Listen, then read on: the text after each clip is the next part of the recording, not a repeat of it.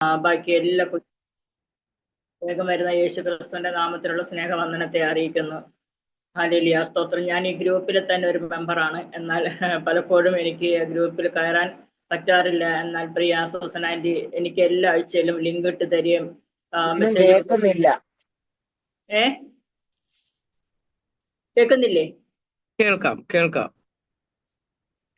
എല്ലാ ആഴ്ചയിലും എനിക്ക് ലിങ്ക് ഇട്ട് തരികയും മെസ്സേജ് വിടുകയൊക്കെ ചെയ്യും പലപ്പോഴും. എന്നാൽ എനിക്ക് വേറെ 2 ഗ്രൂപ്പ് ഉള്ളത് കൊണ്ട് എനിക്ക് പലപ്പോഴും ഈ സമയത്ത് ഇതിനകത്ത് കയറാൻ പറ്റാറില്ല. ജോയ് സിസ്റ്ററിന്റെ ഗ്രൂപ്പിലും ഞാനുണ്ട്. ഹല്ലേലൂയ, സ്തോത്രം. എന്നെ ഗ്രൂപ്പിലേക്ക് ഇൻവൈറ്റ് ചെയ്തത് നമ്മുടെ ടിജി സിസ്റ്ററാണ്, അതുപോലെ രേഖയും. നമുക്ക് മുൻപേ സാക്ഷ്യം പറഞ്ഞ പ്രിയ സിസ്റ്ററിനെ ഓർത്ത് ദൈവത്തെ സ്തുതിക്കുന്ന അനുഗ്രഹമായ സാക്ഷ്യം കേൾക്കുവാൻ സ്വർഗം നമ്മളെ സഹായിച്ചല്ലോ. മനോഹരമായ ഗാനങ്ങൾ പാടി ദൈവത്തെ മഹത്വപ്പെടുത്താൻ പ്രിയ ഹഗായി ദൈവം ബലപ്പെടുത്തി ഓർത്ത് ദൈവത്തെ സ്തുതിക്കുന്നു. ഞങ്ങളുടെ സൗദിയിലെ ഹിസ്ഗ ദൈവസഭയിൽ നിന്നിട്ട് ടിജി സിസ്റ്ററും ഹഗായും ഞാനും ഒരു പ്ലാറ്റ്ഫോമിൽ പങ്കെടുക്കുന്ന ഒരു സൂം മീറ്റിംഗ് ആണ് ഇന്ന്. ഹല്ലേലൂയ, അതിലൊത്തിരി സന്തോഷമുണ്ട്. ഹല്ലേലൂയ, സ്തോത്രം. ദൈവകരങ്ങളിലേക്ക് അടിയനെ താഴ്ത്തി സമർപ്പിക്കുന്നു. നമുക്കൊരു വാക്യം വായിക്കാം. ഹല്ലേലൂയ, സ്തോത്രം. സങ്കീർത്തനം 34-ാം അധ്യായത്തിന്റെ 8-ാം വാക്യമാണ്. യഹോവ നല്ലവനെന്ന് രുചിച്ചറിവിൻ, അവനെ ശരണം പ്രാപിക്കുന്ന പുരുഷൻ ഭാഗ്യവാൻ.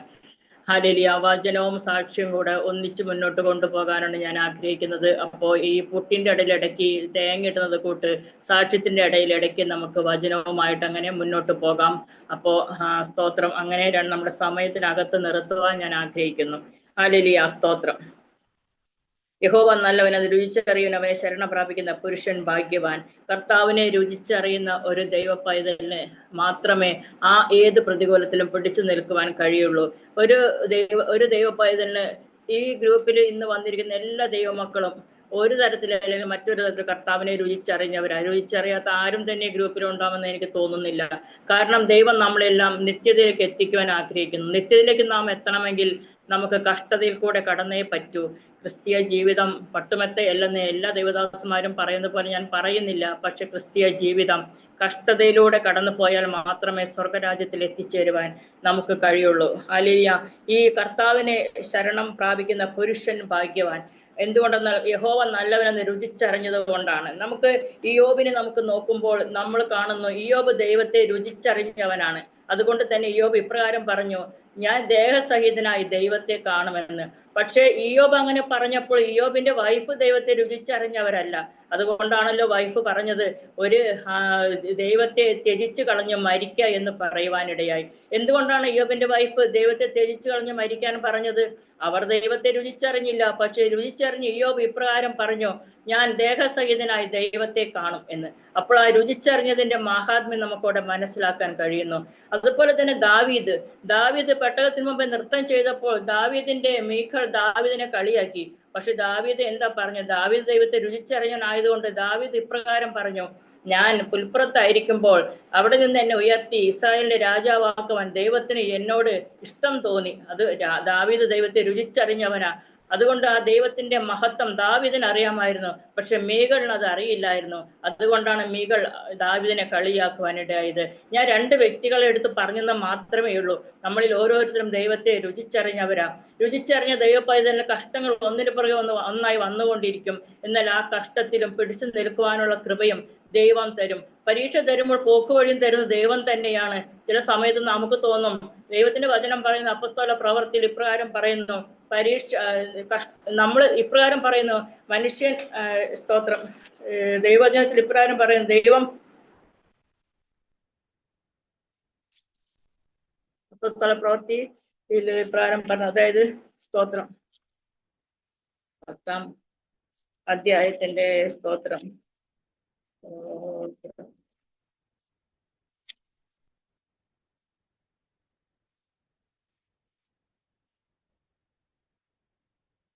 അതായത് മനുഷ്യൻ ദൈവം നമുക്ക് പരീക്ഷ തരുമ്പോൾ പോക്കുവഴി തരും. നമുക്ക് നടപ്പല്ലാത്ത പരീക്ഷ നേരിട്ടിട്ടില്ല. എന്നാണ് ദൈവത്തിന്റെ വചനം പറയുന്നത്. പലപ്പോഴും നമ്മുടെ പ്രതികൂലങ്ങൾ നമ്മൾ ഇത് ഞങ്ങളെ കൊണ്ട് നടക്കുമോ, ഞങ്ങളെ കൊണ്ട് നടക്കുന്ന പരീക്ഷയാണോ ഇത് നമ്മൾ ചിന്തിച്ചു പോകും. പക്ഷെ ദൈവവചനം പറയുന്നത് ഇത് നമുക്ക് നടപ്പല്ലാത്ത പരീക്ഷ നേരിട്ടിട്ടില്ല. അപ്പൊ ഏത് പരീക്ഷ നമുക്ക് ദൈവം തരുമ്പോൾ അത് നമ്മളെ കൊണ്ട് നടക്കുന്നത് മാത്രമേ ദൈവം തരൂ. നടക്കാത്ത പരീക്ഷ ഒന്നും ദൈവം തരികയില്ല. പരീക്ഷ തരുമ്പോൾ പോക്കുവഴിയും ദൈവം തരും. ഹല്ലേലൂയ, സ്തോത്രം. എന്നെ സംബന്ധിച്ച് പറയുകയാണെങ്കിൽ ഇന്നേക്ക് 18.5 വർഷം മുമ്പ് ഈ ലോകത്ത് നിന്ന് മാറ്റപ്പെട്ട ഒരു വ്യക്തിയായിരുന്നു ഞാൻ. ഇന്ന് ഈ ലോകത്തെ എന്റെ ഓർമ്മ പോലും നഷ്ടപ്പെട്ടു. നമ്മൾ ആരും മരിച്ചാലും നമ്മുടെ ഓർമ്മ കൂടി വന്നാൽ 1 കൊല്ലം, അല്ലെങ്കിൽ 2 കൊല്ലം, അല്ലെങ്കിൽ ഒരു 10 കൊല്ലം. പിന്നെ നമ്മൾ ഓർക്കുന്നത് വല്ല ഡെത്ത് ആനിവേഴ്സറി ഒക്കെ വരുമ്പോഴാണ് നമ്മൾ ഓർക്കുന്നത്. നമ്മുടെ മക്കളായാലും ആരായാലും നമ്മുടെ ഓർമ്മയൊക്കെ മറന്നു പോകും. അത് ദൈവം തന്നെ ഈ ലോകത്ത് വെച്ചിരിക്കുന്നതാ മറവി. മറന്നില്ലെങ്കിൽ നമ്മൾ എങ്ങനെ ജീവിക്കും?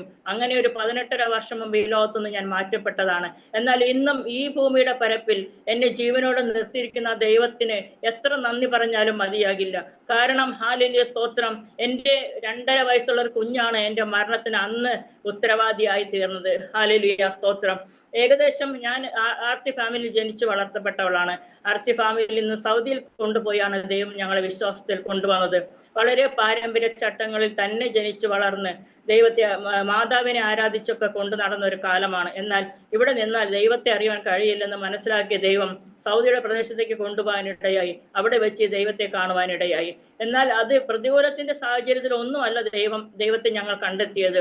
വളരെ സുഖകരമായ ഒരു അന്തരീക്ഷത്തിൽ ഞങ്ങളൊരു പാലസിൽ നല്ലൊരു റോയൽ ഫാമിലി ജോലി ചെയ്തുകൊണ്ടിരിക്കുമ്പോൾ അവിടെ വെച്ച് ദൈവത്തെ കാണുവാൻ യാതൊരു തരത്തിലുള്ള പ്രതികൂലം ഞങ്ങൾക്കില്ലായിരുന്നു. സുഖത്തിലും വളരെ സന്തോഷത്തിലും ജീവിച്ചുകൊണ്ടിരുന്ന ഒരു കാലം. വിവാഹം കഴിഞ്ഞ് 1 വർഷം കഴിഞ്ഞപ്പോഴാണ് ഞാൻ അവിടെ കടന്നുപോയത്. എന്നാൽ ഹല്ലേലൂയ, സ്തോത്രം, അവിടെ വെച്ച് ദൈവത്തെ കാണുവാൻ എനിക്ക് മൂത്തതായിട്ട് ഒരു പൈതൽ ജനിക്കുവാനിടയായി. 3 മാസം പ്രായമുള്ളപ്പോഴാണ് ദൈവത്തെ കണ്ടെത്തിയത്.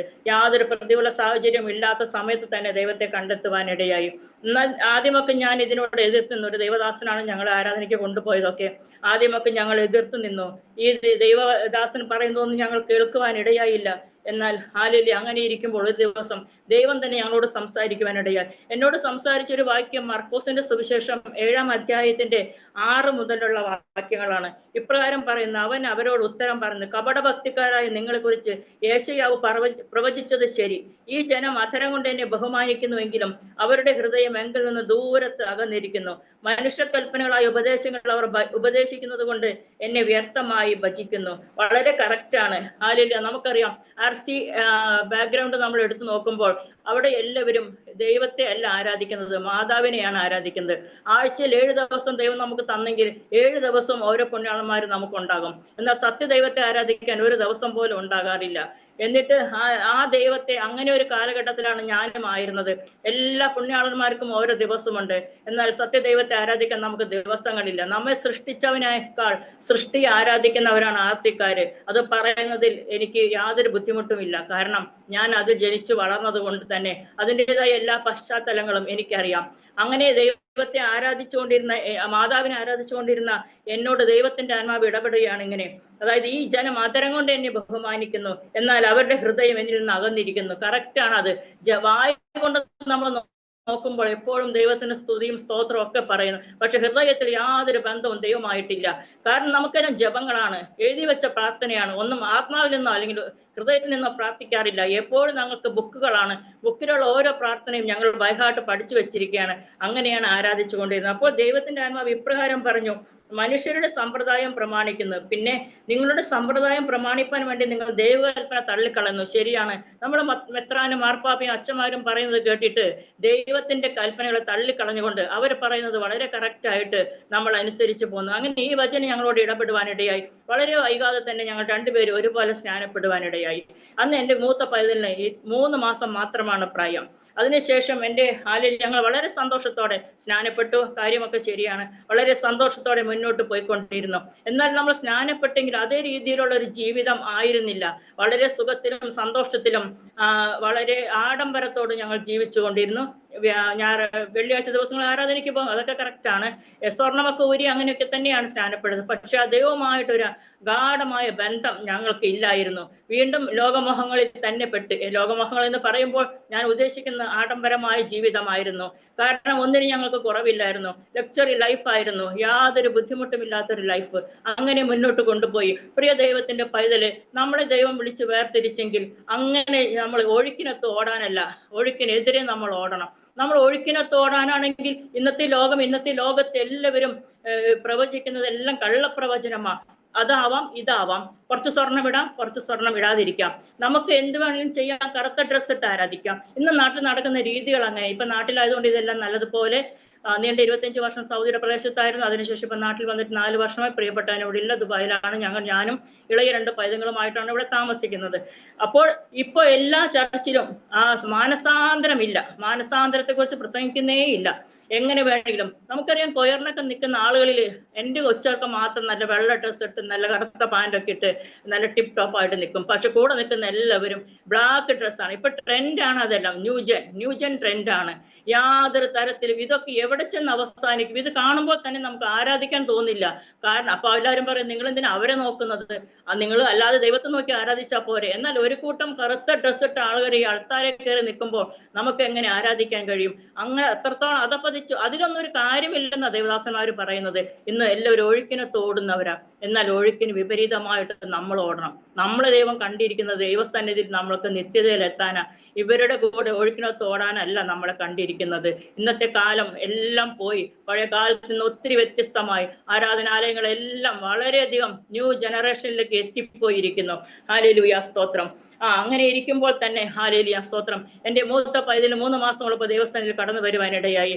അങ്ങനെ വളരെ സന്തോഷത്തോടെ ഞങ്ങൾ മുന്നോട്ട് പോയി. ഞാൻ പറഞ്ഞല്ലോ, നമ്മളെ ദൈവം കണ്ടത് ദൈവത്തിന് വേണ്ടിയിട്ടാണ്. വീണ്ടും പഴയ മോഹങ്ങളിൽ പെട്ടു പോകാനല്ല. ഞങ്ങൾക്ക് യാതൊരു മാറ്റവും ഉണ്ടായില്ല. ആരാധനയ്ക്ക് പോകുന്നുണ്ട് എന്നുള്ളത് ഓക്കെ തന്നെയാണ്. എന്നാൽ വീണ്ടും ഗാഢമായുള്ള ദൈവസ്നേഹം ഞങ്ങളിൽ ഇല്ലായിരുന്നു. പോവും, എല്ലാം ചെയ്യും, അതൊക്കെ ശരിയാണ്. എന്നാൽ വീണ്ടും ആ പഴയ കൂട്ടുകെട്ടും അങ്ങനെയുള്ള ബന്ധങ്ങളിലൊക്കെ ഞങ്ങൾ മുന്നോട്ട് പോയി. അങ്ങനെ ഇരിക്കുമ്പോഴാണ് ഹല്ലേലൂയ, സ്തോത്രം, ഞങ്ങൾക്ക് രണ്ടാമതൊരു കുഞ്ഞ് ജനിച്ചത്. ഞാൻ ഒരു പെൺപൈതലിന് വേണ്ടി ഒത്തിരി ആഗ്രഹിച്ചു, ഒത്തിരി പ്രാർത്ഥിച്ചു, ദൈവസ്ഥാനത്തിൽ ഒത്തിരി ഉപവസിച്ചു. എനിക്കൊരു പെൺകുഞ്ഞിനെ വേണമെന്ന്. ദൈവം എൻ്റെ പ്രാർത്ഥന കേട്ടു. എനിക്ക് നല്ല മിടുക്കിയായ ഒരു പെൺകുഞ്ഞിനെ ദൈവം ദാനമായി തന്നു. പെൺകുഞ്ഞിന് ഉദരത്തിൽ 3 മാസം പ്രായമുള്ളപ്പോൾ എൻ്റെ ദൈവം ഒരു പേപ്പറിൽ എന്നെ എഴുതി കാണിച്ചു, ഇവളൊരു പെൺപൈതലാണ്, രൂത്ത് എന്ന് പേരിടണമെന്ന്. അപ്രകാരം തന്നെ കുഞ്ഞിന് ഞങ്ങൾ രൂത്ത് എന്ന് പേരിട്ടു. വളരെ മിടുക്കിയായ ഒരു പൈതൽ. കുഞ്ഞിനെ എടുത്തു വന്നപ്പോൾ ഡോക്ടർ ഇപ്രകാരം പറഞ്ഞു, ദൈവം നിനക്ക് നല്ല മിടുക്കിയായ ഒരു പെൺപൈതലിനെ ദാനം തന്നിരിക്കുന്നു. അപ്പോൾ എനിക്ക് സന്തോഷമായി. നല്ലൊരു പെൺപൈതലിനെ ദൈവം എനിക്ക് ദാനം തന്നല്ലോ. അപ്പോൾ ഇനി വളരെ സന്തോഷത്തോടെ എൻ്റെ ദിവസങ്ങൾ മുന്നോട്ട് പോയി. എന്നാൽ എൻ്റെ സന്തോഷം അധികം നാൾ നീണ്ടു നിൽക്കാൻ ദൈവം അനുവദിച്ചില്ല. കാരണം ദൈവത്തിന് നമ്മുടെ വിചാരങ്ങളല്ലല്ലോ ദൈവത്തിന്റെ വിചാരങ്ങൾ, നമ്മുടെ വഴികളുമല്ല ദൈവത്തിന്റെ വഴികൾ. എൻ്റെ സന്തോഷം ഏകദേശം 7-8 മാസത്തോളം മാത്രമാണ് നീണ്ടുനിന്നത്. വളരെ ആക്റ്റീവായ ഒരു കുഞ്ഞായിരുന്നു എൻ്റേത്. എന്നാൽ ഒരു 7-8 മാസമായപ്പോൾ അവളിൽ പ്രത്യേകതകൾ, ചില പ്രത്യേകതകൾ കാണുവാനിടയായി. ഹല്ലേലൂയ, സ്തോത്രം. എന്നാൽ ആ പ്രത്യേകതകളൊന്നും ഇത്രത്തോളം ഭാരമാകുമെന്ന് ഞാൻ കരുതിയില്ല. ഏകദേശം 8-9 മാസമൊക്കെ ആയപ്പോൾ ഇവളിങ്ങനെ നമ്മൾ കിടന്നുറങ്ങുന്നതിൻ്റെ ഇടയ്ക്ക് എഴുന്നേറ്റ് പോയി എവിടെയെങ്കിലും മറഞ്ഞിരുന്ന്, അതായത് ഒരു കബോർഡിന്റെ മറയിലോ അല്ലെങ്കിൽ എവിടെ ടേബിളിന്റെ അടിയിലൊക്കെ മറഞ്ഞിരിക്കുന്ന ആ പങ്ങിയിരിക്കുന്ന ഒരു അവസ്ഥ. അപ്പോൾ ഞങ്ങൾ വിചാരിച്ചു, എനിക്ക് പ്രത്യേകിച്ച് ഒന്നും തോന്നിയില്ല. എന്നാൽ എൻ്റെ പ്രിയപ്പെട്ടവൻ എന്നോട് പറഞ്ഞു, ഇവളിൽ എന്തോ പ്രത്യേകതയുണ്ട് എന്ന് പറയുവാനിടയിൽ. എന്നാൽ 5-6 മാസമുള്ളപ്പോഴൊക്കെ അവൾ നല്ല ആക്റ്റീവായിരുന്നു. പിന്നീട് ഒരു 7-8 മാസമായപ്പോൾ അവളുടെ ആക്റ്റീവ് ഒക്കെ കുറയുവാനിടയിൽ. അങ്ങനെ മുന്നോട്ട് പോയി. ഏകദേശം ഞങ്ങൾ അവിടെയുള്ള ഡോക്ടർമാരെയൊക്കെ കാണിച്ചപ്പോൾ ആർക്കും പ്രത്യേകിച്ച് അഭിപ്രായമൊന്നും പറയാനിടയായില്ല. കാരണം കൊച്ചിന് ഏകദേശം 9-10 മാസമൊക്കെയല്ലേ ഉള്ളൂ. അങ്ങനെ ഒരു വയസ്സായപ്പോൾ ഞങ്ങൾ നാട്ടിലേക്ക് കടന്നു വന്നു. നിങ്ങൾ എല്ലാവരും അറിയുന്ന പോലെ എൻ്റെ വീട് തൃശ്ശൂർ ചാലക്കുടിയിലാണ്. എൻ്റെ പ്രിയപ്പെട്ടവൻ്റെ വീടാണ് ആലപ്പുഴ എടത്വയിൽ. അപ്പോൾ ഞങ്ങൾ അവിടെ ചെന്ന് അതായത് എൻ്റെ വീടിൻ്റെ ചാലക്കുടി തൊട്ട് ഈ എടത്ത വരെയുള്ള എല്ലാ ഹോസ്പിറ്റലും ഞങ്ങൾ കയറി ഇറങ്ങി. ഈ കുഞ്ഞുമായിട്ട് 1 വയസ്സാണെന്ന് കുഞ്ഞിൻ്റെ പ്രായം. പല ഹോസ്പിറ്റലും കയറി ഇറങ്ങി. പലരും പല അഭിപ്രായങ്ങൾ പറഞ്ഞു. എന്നാൽ ഞങ്ങൾ ലാസ്റ്റ് എല്ലാവരും ഞങ്ങളോട് പറഞ്ഞു, കൊച്ചിന്റെ എല്ലാ ടെസ്റ്റും ചെയ്തു. ബെറ ടെസ്റ്റ്, ചെവിയുടെ ടെസ്റ്റ്, കണ്ണിന്റെ EG, ECG എന്ന് വേണ്ട എല്ലാ ടെസ്റ്റും ചെയ്തു. എന്നാൽ ഈ കോട്ടയം മെഡിക്കൽ കോളേജിൽ ഒരു ESI ഉണ്ട്, അവിടെ നിങ്ങൾ കൊച്ചിനെ ഒന്ന് കൊണ്ട് കാണിക്കുന്ന എല്ലാവരും പറഞ്ഞു. ഞങ്ങൾ അവിടെ കൊണ്ടുപോയി. അവിടെ ചെന്നപ്പോൾ അവർ കൊച്ചിന്റെ MRI എടുക്കാൻ പറഞ്ഞു. അങ്ങനെ MRI എടുത്തു. MRI എടുത്തിട്ട് അവർക്ക് യാതൊന്നും കണ്ടുപിടിക്കാനും പറ്റിയില്ല. എന്നോട് പറഞ്ഞു, ഒരാഴ്ച ഇവിടെ കുഞ്ഞിനെ കൊണ്ട് അഡ്മിറ്റ് ആണെന്ന് പറഞ്ഞു. ഞങ്ങൾ അഡ്മിറ്റ് ചെയ്തു. ഞാനും കുഞ്ഞും അവിടെ അഡ്മിറ്റായി. പ്രിയപ്പെട്ടവൻ വന്ന് പോയിക്കൊണ്ടിരുന്നു. അപ്പോൾ അങ്ങനെ കിടക്കുന്ന സമയത്ത് ലാസ്റ്റ് ദിവസം ഡോക്ടർ ഞങ്ങളുടെ അടുക്കൽ വന്നിട്ട്, അപ്പോൾ എൻ്റെ മനസ്സിൽ വേറെ എന്തെങ്കിലും നിസ്സാര ഒരു ട്രബിൾ അത് ചികിത്സിച്ച് ഭേദമാക്കാം, അങ്ങനെ ഒരു ചിന്ത എനിക്ക് വന്നിട്ടുള്ളൂ. എന്നാൽ കുഞ്ഞിന്റെ ഡിസ്ചാർജ് ചെയ്യുന്ന 7ാമത്തെ ദിവസം ഈ ഡോക്ടർ വന്നിട്ട് എന്നോട് പറയാണ്, ഈ കുഞ്ഞിനെ ഇൻഫാന്റൈൽ ഓട്ടിസമാ. ഞാൻ ഈ ഓട്ടിസം എന്നുള്ള പേര് പോലും കേട്ടിട്ടില്ല. ഞാനൊരു നഴ്സിംഗ് ഫീൽഡ് അല്ല, അതുകൊണ്ട് തന്നെ ഈ ഓട്ടിസം എന്നുള്ള പേര് ഞാൻ കേട്ടിട്ട് പോലുമില്ല.